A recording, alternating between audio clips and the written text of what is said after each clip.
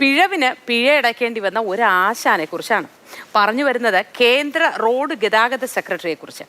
ഒന്നും രണ്ടുമല്ല, 3 നോട്ടീസാണ് സെക്രട്ടറി അനുരാഗ് ജെയിനിന് കിട്ടിയത്. നിർവാഹമില്ല, പിഴ അടച്ചു. അശ്വജിത്ത് ഉണ്ട്. Ashwajith, good morning. കടുവയെ കിടുവ പിടിച്ചു എന്നൊക്കെ പറഞ്ഞതുപോലെ ആയല്ലോ. എങ്കിലും പിഴ അടച്ചു അല്ലേ?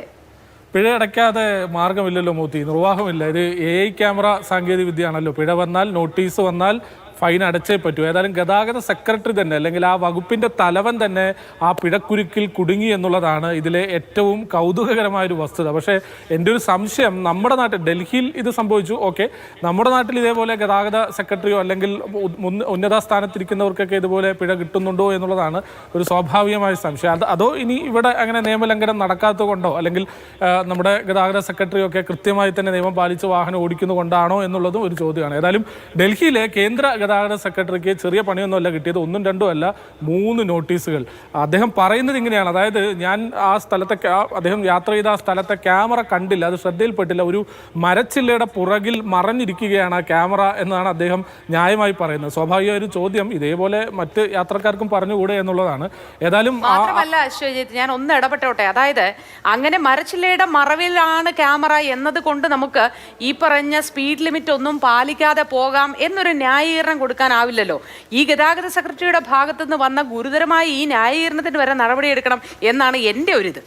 തീർച്ചയായിട്ടും അങ്ങനെ തന്നെ വേണമെങ്കിൽ നമുക്ക് പറയാം. കാരണം ഈ പറഞ്ഞ പോലെ ഇത്രയും ഉന്നത സ്ഥാനത്തിരിക്കുന്നവർക്കൊക്കെ ഒരു അബദ്ധം പറ്റുമ്പോൾ പിന്നെ അതെങ്കിലും ഒന്ന് തടി തപ്പി എടുക്കുക എന്നൊരു ആറ്റിറ്റ്യൂഡിലായിരിക്കുമല്ലോ. അപ്പോൾ അതിൻ്റെ ഭാഗമായിട്ടൊക്കെ ഒരു ന്യായീകരണം പറഞ്ഞായിരിക്കാം. പക്ഷേ ആ ന്യായീകരണമൊന്നും വിലപ്പോവില്ല. സംഗതി ആണ്. ഫോട്ടോ സഹിതം കൃത്യമായി തന്നെ നോട്ടീസ് വീട്ടിലെത്തി. ഒരു നിർവാഹമില്ല. അദ്ദേഹം ആ 3 ചലാനുകൾക്കും പിഴ അടച്ചിട്ടുണ്ട്. പിഴയടിച്ച് തടി തപ്പി എന്നുള്ളത് ഒരു വശത്ത്. പക്ഷേ ഇതിലെ ആ കൗതുകകരമായ വസ്തുത ഇത് തന്നെയാണ്. നമ്മൾ ഈ നിയമം നടപ്പാക്കേണ്ട, അല്ലെങ്കിൽ നിയമം കൃത്യമായി ആസൂത്രണം ചെയ്ത് അത് വിഭാവനം ചെയ്ത് നടപ്പാക്കേണ്ട ആ ഉന്നത ഉദ്യോഗസ്ഥന് തന്നെ അതേ നിയമം ലംഘിച്ചതിനുള്ള പിഴ കിട്ടി എന്നുള്ളതാണ് ഇതിലൊരു കൗതുകം. ഇനിയെങ്കിലും അദ്ദേഹം ശ്രദ്ധിക്കട്ടെ, വാഹനം ഓടിക്കുമ്പോൾ അമിത വേഗത്തിൽ പോകാതിരിക്കട്ടെ. ഇത് ഒരു പാഠം കൂടിയാണ്. എനിക്ക് തോന്നുന്നു നമ്മുടെ നാട്ടിലൊക്കെ AI സാങ്കേതിക വിദ്യ വളരെ ഗംഭീരമായി തന്നെ പിഴ അടപ്പിച്ചുകൊണ്ടിരിക്കുന്ന സാഹചര്യത്തിൽ നമ്മുടെ നാട്ടിലും ഇതുപോലെ തന്നെ ഉന്നത ഉദ്യോഗസ്ഥരും അല്ലെങ്കിൽ മുതിർന്ന പൊസിഷനിലിരിക്കുന്നവരും ഒക്കെ തന്നെ കൃത്യമായി നിയമം പാലിക്കാൻ ഇതൊരു പാഠമായിക്കോട്ടെ എന്ന് വേണമെങ്കിൽ നമുക്ക് പറയാം, അല്ലേ മോത്തി?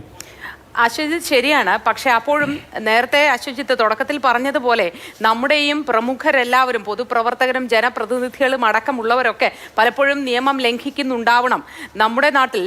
പക്ഷേ അത് ഞാൻ പലപ്പോഴും കണ്ടുവരുന്നത്, അശ്വജിത്ത് ശ്രദ്ധിച്ചിട്ടുണ്ടാവും, ട്രാഫിക് സിഗ്നലിലെ ലൈറ്റുകളൊക്കെ ഓഫാക്കിയ ശേഷമാണ് ട്രാഫിക് പോലീസ് നിന്ന് നിയന്ത്രിക്കുന്ന സംവിധാനം ഉള്ളപ്പോഴാണ് ഇവരൊക്കെ കടന്നു പോകുന്നത്. അപ്പോൾ നിയമലംഘനം എന്നത് ടെക്നിക്കലി പ്രാവർത്തികമല്ലാത്തൊരവസ്ഥയിലേക്ക് വന്നു ചേരും. അങ്ങനെയൊക്കെ തടി തപ്പുന്നുണ്ട് എന്നാണ് എനിക്ക് തോന്നുന്നത്. ഏതായാലും ശരി അശ്വജിത്ത്, നമ്മുടെ നാട്ടിലും ഇതൊക്കെ തന്നെ ഉണ്ടാവട്ടെ. ശരി.